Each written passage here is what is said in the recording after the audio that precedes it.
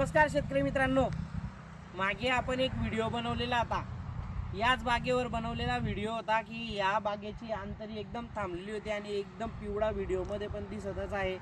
तर दादांना आपण एक सजेशन दिलेलं होतं की खालून सल्फर आणि ह्युमिक सोडा, त्यानंतर आपण एक पोगा भरणी दिलेली होती।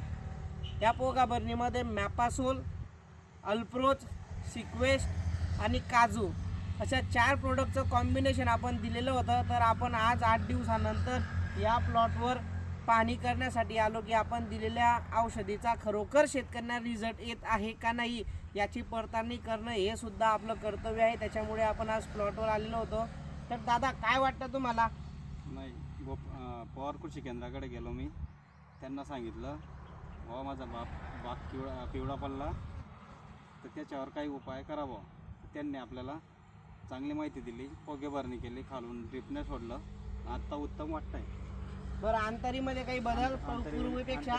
अंतरी बी टाकले त्याने, 2-2 इंचांनी अंतरी वाढ झाली, नाही तर पूर्ण गुच्छ झालेला होता।